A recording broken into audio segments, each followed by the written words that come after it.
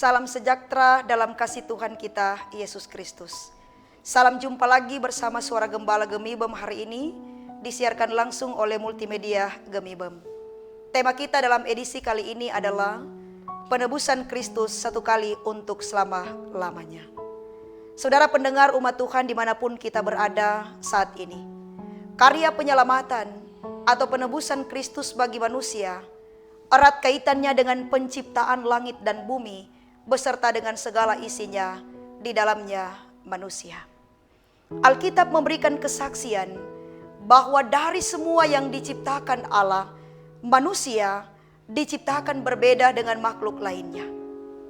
Perbedaan itu tidak hanya terletak pada penciptaan manusia yang diolah dan dibuat oleh tangan Allah, tetapi lebih daripada itu ialah manusia diciptakan menurut gambar dan rupa Allah.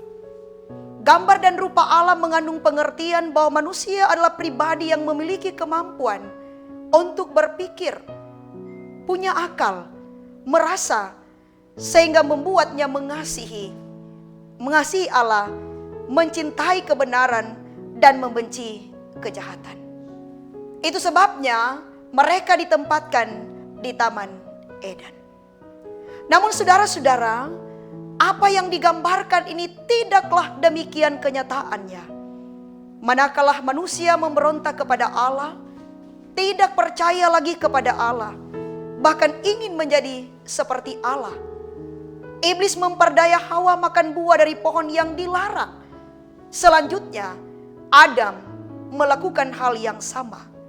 Dan akhirnya mereka jatuh ke dalam dosa.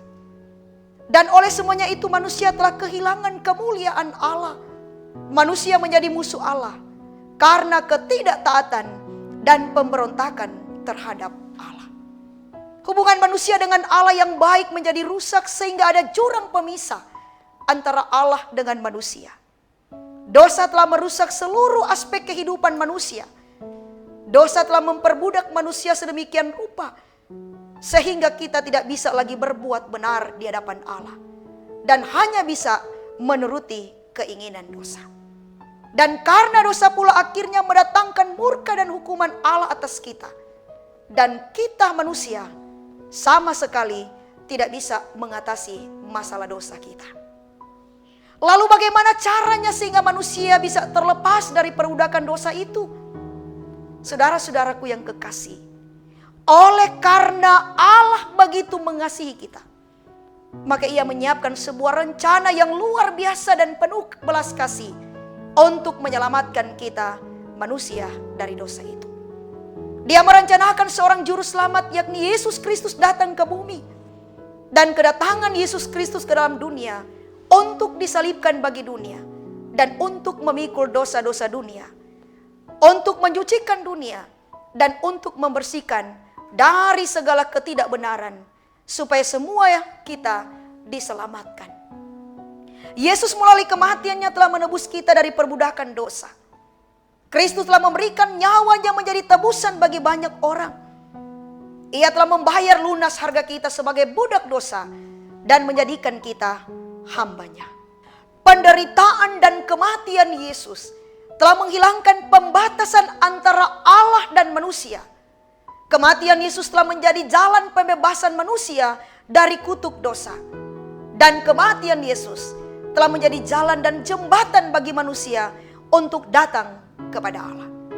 Dan kematian Yesus bukanlah kematian sia-sia, tapi kematian Yesus dimulailah babakan baru dalam sejarah penyelamatan manusia yang ditandai dengan bangkitnya Yesus pada hari yang ketiga. Kematian Yesus bukanlah kematian biasa, tetapi menjadi kematian luar biasa untuk menuju penyempurnaan penebusan dosa manusia. Saudaraku yang dikasihi Tuhan, betapa Yesus mengasihi kita. Dia rela menanggung penderitaan, bahkan sampai rela mati di kayu salib. Seperti itu demi kepentingan kita manusia. Betapa besar kasih Allah bagi kita, sehingga Ia mengutus anak tunggalnya bagi kita untuk menderita dan mati bagi kita. Kematian Yesus adalah bukti akan kasih Allah kepada manusia, di mana Kristus sebagai korban untuk menebus dosa umat manusia. Pekerjaan penebusan itu hanya sekali untuk selama-lamanya. Kristus hanya satu kali mengorbankan dirinya untuk menanggung dosa banyak orang. Dan oleh sebab itu, sebagai orang-orang yang telah ditebus, orang-orang yang telah diselamatkan, hendaklah kita merespon kasih Allah itu dengan tindakan nyata. Mengorbankan nyawa bukanlah hal yang biasa. Inilah bukti dari sebuah kasih yang teramat besar dan tulus. Mungkin sejenak dalam pemikiran kita terlintas, apakah saya juga harus mengorbankan nyawa untuk orang lain? Saudara-saudaraku yang kekasih, merespon akan kasih Allah itu tidak hanya dengan mengorbankan nyawa kita untuk orang lain, tetapi ketika kita juga mampu mewujud nyatakan kasih itu bagi sesama kita dengan cara kita mau hidup saling mengasihi, saling membantu, itu juga adalah bagian dari perwujudan kasih kita kepada Allah. Rasul Paulus dalam suratnya di Efesus mengatakan, dan hiduplah dalam kasih, sebagaimana Kristus Yesus juga telah mengasihi kamu, dan telah menyerahkan dirinya untuk kita sebagai persembahan dan korban yang harum bagi Allah.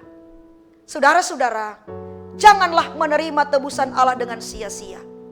Sesudah kita tahu betapa mahal keselamatan kita, janganlah kita sia-siakan, tetapi peliharalah baik-baik, supaya kita bisa memakainya untuk tumbuh seperti Kristus.